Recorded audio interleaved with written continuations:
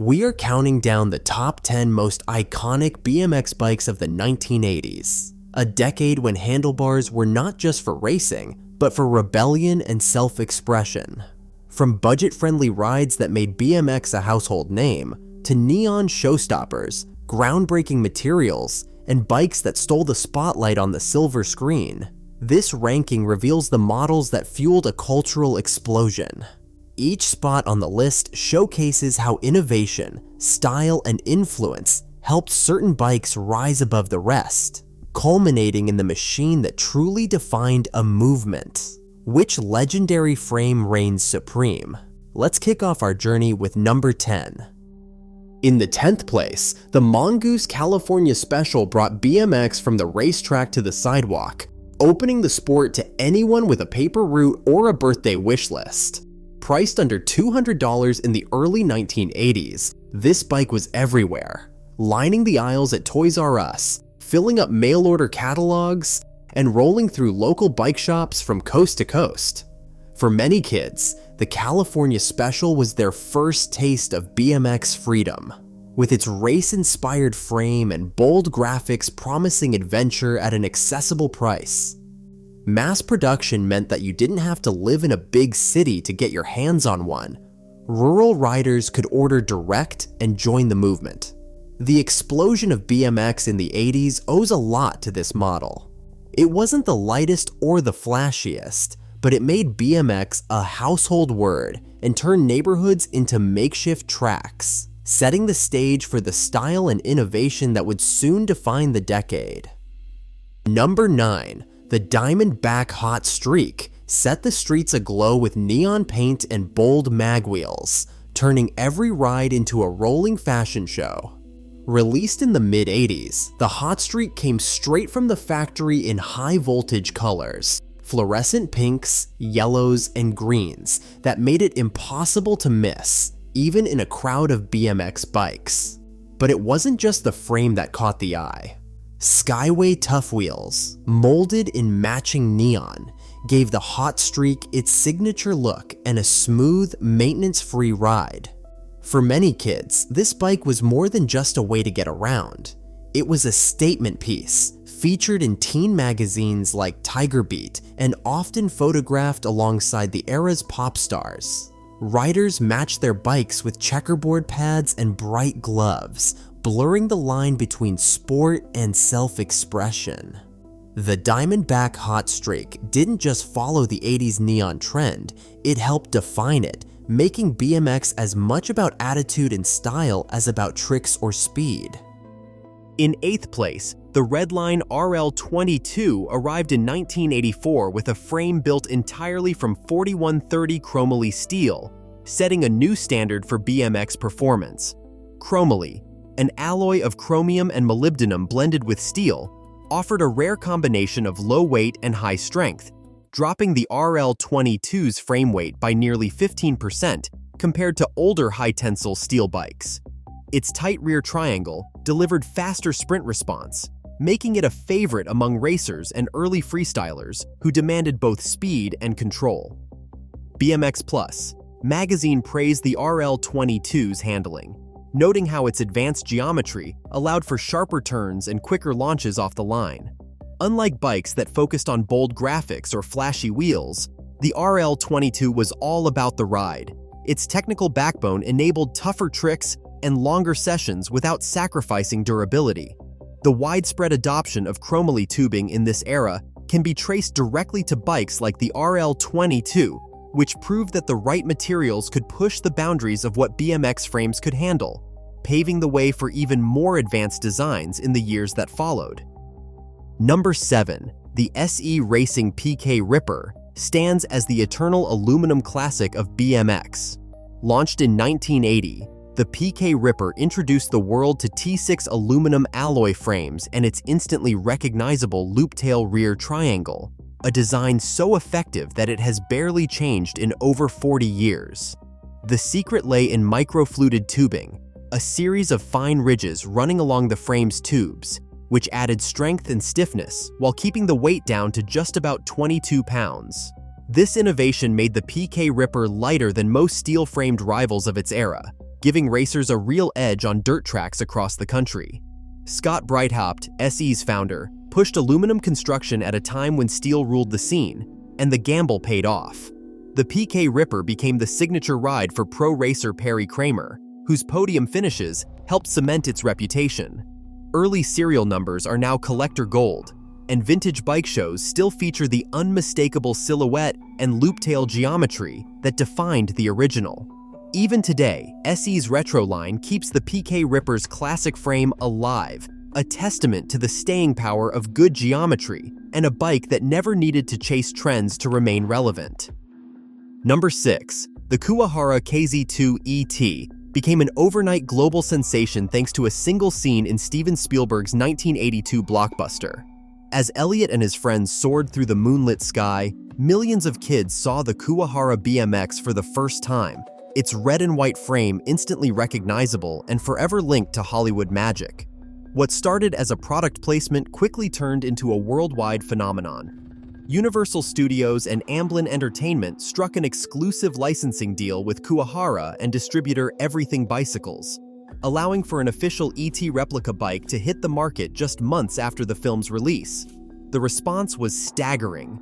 Tens of thousands of ET replicas sold out across the US, Japan, and Europe, with demand so high that Kuwahara's export orders doubled between 1982 and 1984. Magazine ads promised kids the thrill of ET, and for a while, owning a Kuwahara meant owning a piece of movie history. The KZ2's hardware remained unchanged, but its pop culture reach was unmatched, turning a well-built BMX into a global icon and proving that sometimes, a single movie moment can launch a bike into legend. Number 5. The CW Racing Phase 1 was less a finished product than a rolling experiment in BMX frame construction. Built in the mid-1980s by Coast Wheels, this bike was famous among hardcore enthusiasts for its meticulous hand-welded joints and the sense that every frame might hold a secret. Unlike mass-market models, the Phase 1 became a sort of welding lab on wheels. Collectors and riders still hunt for subtle differences in gusset shapes and serial stamp placements, piecing together the story of how CW Racing pushed the limits of chromoly tubing. Rumors swirled about double-pass TIG welds at high stress points, a process where welders would go over each joint twice for added strength, though period magazines and teardown articles never confirmed these tales outright. Instead, what's clear from BMX Action's rare teardown photos is the consistent quality of the weld beads and the careful attention paid to stress zones like the head tube and bottom bracket. For riders, this meant a frame that could take repeated punishment at the track or in the air, outlasting many rivals in an era when cracked welds were all too common. The Phase 1's reputation as a testbed for new ideas gave it a cult following, even if it never reached the mass appeal of flashier bikes. Today, finding a Phase 1 with original tooling marks or unique gusset variants is a badge of honor for collectors, each stamped frame a clue in the ongoing detective work of BMX history. The legacy of the CW Racing Phase 1 lives on in the way it quietly shaped the standards for strength and craftsmanship that would define the next generation of boutique BMX racers.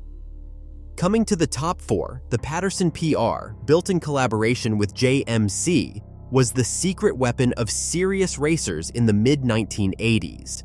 Produced in small batches, just about 1,200 units from 1983 to 1985, this bike was anything but ordinary. Patterson didn't just stamp their name on a frame, they worked directly with elite riders and the JMC workshop to engineer a machine that could dominate the podium. The PR came standard with JMC's signature chromoly flight cranks, a detail that signaled its intent from the very first ride. Chromoly, an alloy of chromium and molybdenum, gave the PR the perfect blend of lightness and resilience, letting it take the punishment of repeated sprints and landings without flinching.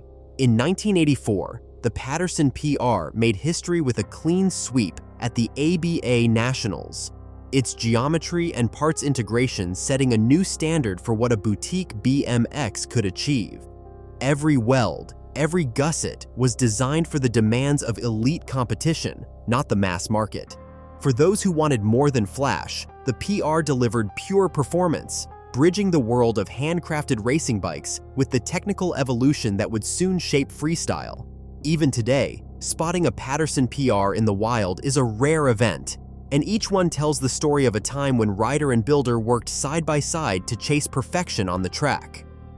Number 3. The Hutch Prostar was the bike every BMX kid in the neighborhood wanted, but few could actually get their hands on.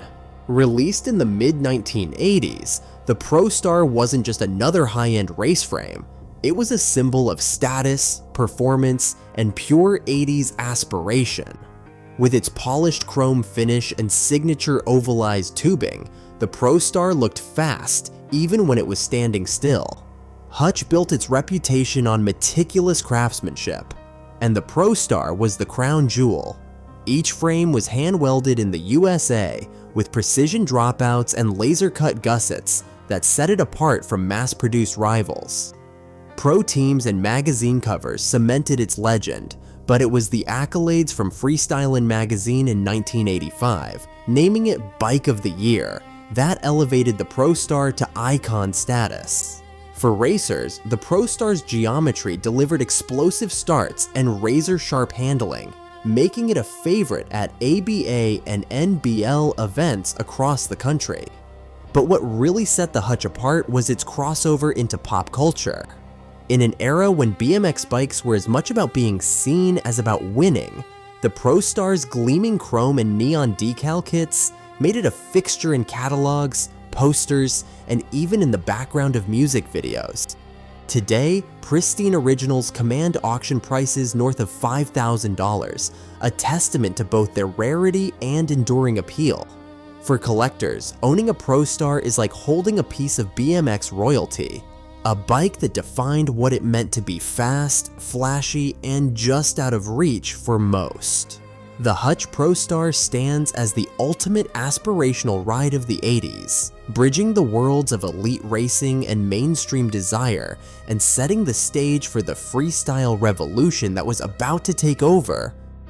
Number 2. The GT Performer became the blueprint for every BMX trick bike that followed. Launched in 1984, it wasn't just another chromoly frame. It was the first to truly embrace the demands of freestyle, with geometry dialed in for flatland spins and ramp launches. The Performer's signature bent top tube, instantly recognizable, wasn't just for looks. It created a standing platform, letting riders like Mike Dominguez pull off decade spins and boomerang tricks that had never been seen in competition before.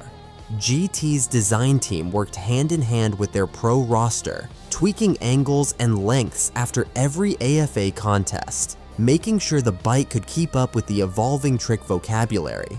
This wasn't a race frame adapted for freestyle, it was purpose-built for the new era. Magazines like Freestylin' and BMX Plus ran endless coverage of GT's trick team, and the Performer became the official ride of the American Freestyle Association's Masters Series, showing up under the feet of nearly every finalist.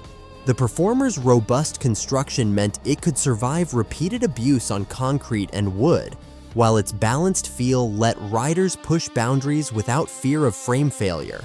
Unlike earlier bikes, which often bent or cracked under the strain of new tricks, the GT Performer set a new standard for what a freestyle bike could handle. Its influence is still felt today, with modern BMX geometry tracing its roots back to the lines first drawn by GT's engineers in the mid-80s. The Performer didn't just keep up with the freestyle revolution, it defined the ride, and for many, pulling a trick on a GT was the ultimate badge of BMX credibility. And finally, in first place, the Haro Freestyler stands as the genesis of modern BMX freestyle, a bike that didn't just change the sport, but invented a new one. Launched in 1982, the Freestyler was the first frame designed specifically for trick riding. born from Bob Haro's own sketches and relentless experimentation in his California garage. Before this, riders were forced to adapt fragile race frames for flatland and ramp tricks, often snapping them in the process. Haro's vision was simple: build a bike tough enough to survive the new moves and responsive enough to let creativity run wild. The result was a frame packed with innovations: double top tubes for extra strength, thick welded gussets at the head tube and bottom bracket to absorb the punishment of landings, and most radically, a standing platform built right into the frame. These weren't just cosmetic touches. They let riders invent new tricks like the fork stand or tail whip that would have destroyed older bikes. Early freestylers were manufactured by Torker, a trusted name in chromoly construction, with serial numbers and welds that collectors still hunt for today. The first production runs were sold as frame kits, waiting for each rider's personal touch. But by 1984, demand exploded and complete Haro bikes began shipping worldwide. ESPN's coverage of the Haro team demo in 1984 brought freestyle into millions of homes, and soon every skate park, parking lot, and backyard ramp echoed with the sound of kids learning tricks on bikes built for the challenge. The freestyler didn't just set the standard, it became the blueprint for every freestyle frame that followed. Bob Haro's relentless drive, from sketchbook to show circuit, gave BMX its creative heart and made the freestyler the most influential bike of the decade. Its legacy is everywhere, in the tricks, the geometry, and the attitude that still define freestyle BMX today. From the Mongoose California Special's mass market accessibility to the Haro Freestyler's revolutionary design at number 1, this countdown has traced the explosive evolution of BMX bikes in the 1980s. The most surprising entry, the Kuwahara KZ-2, rocketed to fame through a single scene in E.T., proving pop culture could transform a bike into a global sensation. Across all 10 entries, a pattern emerges. Each model pushed boundaries, whether by making BMX affordable, turning bikes into fashion statements, or introducing groundbreaking materials and freestyle geometry.